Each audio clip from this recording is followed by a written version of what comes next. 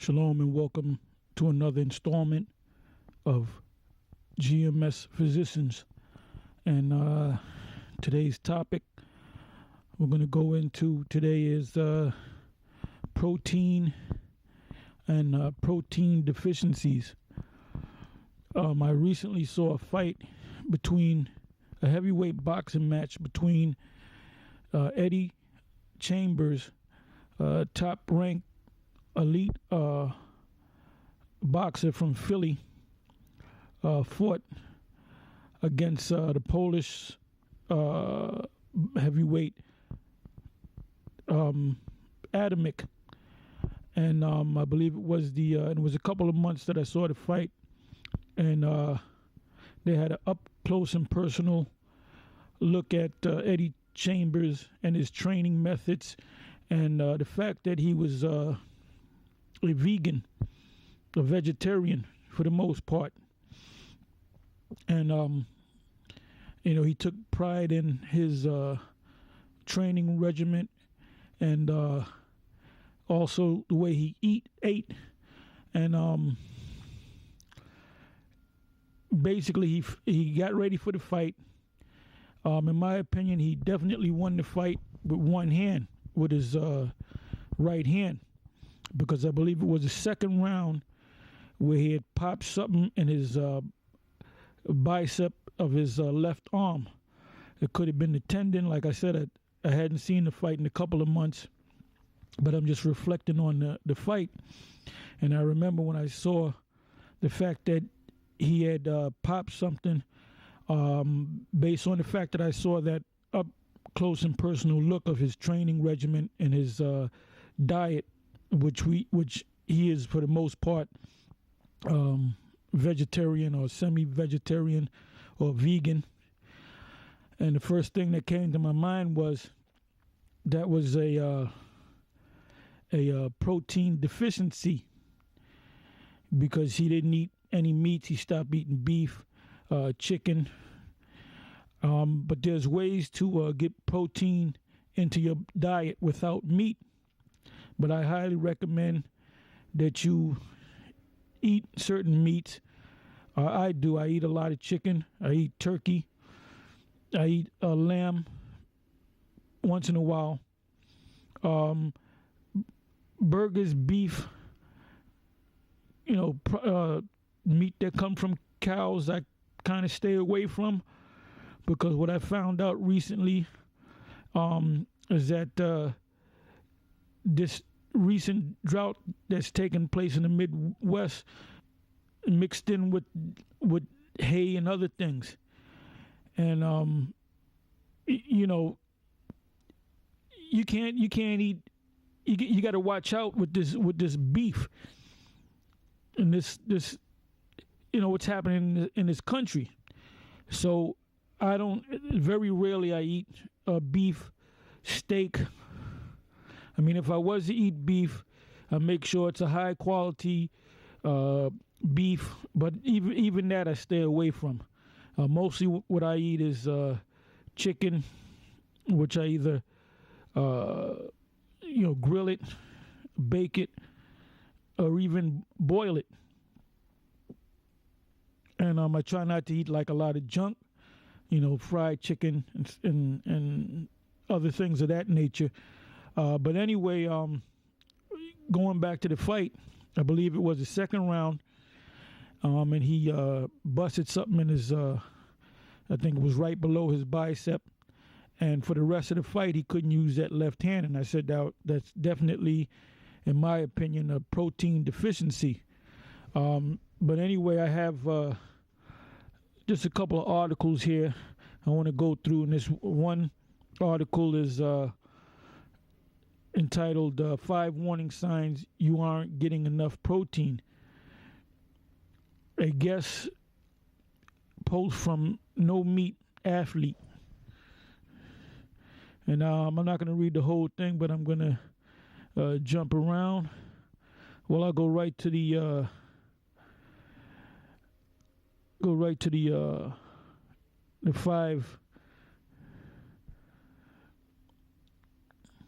the 5 warning signs. Okay, this is number 1. This is you're tired when you shouldn't be. Most vegetarians will tell you they have more energy now than when they used to eat meat. If you experience less energy, not enough protein might be the cause. I'm not talking about feeling groggy when you wake up. I mean wanting to take a nap in the middle of the day or evening when you never used to. And it doesn't have to be just physical. A mental lack of motivation is also sometimes associated with protein deficiency. And number 2, you're weak when you lift weights, run, do yoga, or do any other strenuous activity. Because, we stress eating the right foods, but we also stress that you involve yourself in physical activity, cardio training, which is a brisk walk for about an hour in the sunlight, of course, to get natural vitamin D come from the sun. So you should at least be outside in the daytime when the sun is high, when the sun is up, and be out there for, like I said, at least an hour. Now, I work outside, so I'm outside all day, so I get plenty of sun. Now, they did a study where they said in this study that everyone that suffers from diabetes, they all, everyone that they studied, all who are suffering from diabetes have also a vitamin D deficiency. So I told this one person that recently found out that they were diabetic. I said, what you're going to have to do is you're going to have to go outside and soak up the sunshine for at least an hour a day and exercise and change your diet. See, most of these ailments and diseases and the fact that you go to the doctor a lot because you don't feel good and you got a bad cough or you got a cold or whatever, that's also from your body being dehydrated. And I want to go into that as well in the near future. But it says, going back, it says number 2, you're weak when you lift weights, run, do yoga, or do anything strenuous or do any other strenuous activity. When you don't get enough protein, your muscles aren't able to repair themselves after a workout. When you do strenuous workout, resistant training, weight training, push-ups, sit-ups, squats, up-downs, bench presses, and so forth. The fact that a bodybuilder gets these tremendous muscles is because they break and tear the muscle down. And that's why they tell you when you lift weights, especially heavy weights, you do it every other day. My thing is to do it every 3 days. If you do strenuous resistance training on a Monday, Tuesday you take off, Wednesday you take off, Thursday you may come back. Now the rest of the week you would do your cardiovascular training, your running, your jogging. All right.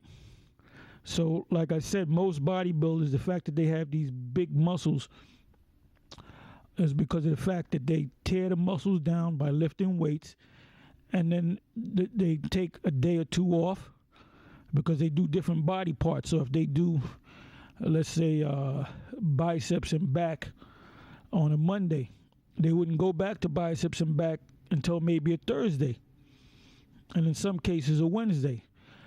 So in that day or two that you rest, your muscles build back up, so they become stronger and bigger. But what builds the muscles is a protein. Okay, so let me read this again. It says, when you don't get enough protein, your muscles aren't able to repair themselves after a workout. In such a case, strenuous exercise can actually be counterproductive. You aren't able to rebuild what you tear down, and you actually become weaker. So now let's go to number 3. You're flabby where you used to be muscular. It's not just the performance of your muscles that declines when you're protein deficient. Their appearance and size does too. Why? If your body can't find enough protein in your diet to sustain itself, it takes it from wherever it can find it. And wouldn't you know it, your muscles, not your body fat, are where the protein is. Bottom line, if you don't give your body enough protein, it'll cannibalize its own tissue to get what it needs. And Eddie Chambers, part of his workout regimen was lifting weights. So he was putting a lot of stress on his muscles, and that's why during the fight that tendon or that muscle, the lower part of his bicep, popped out of place. Now, number 4, it says you're getting injured and not recovering quickly, and that was an injury that he suffered. It says slow recovery doesn't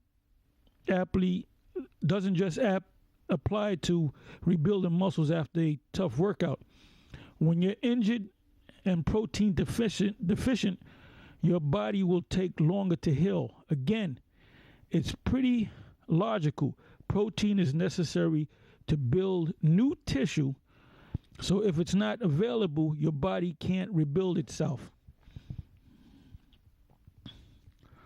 Okay, let's go to number 5, and it says this is a severe case of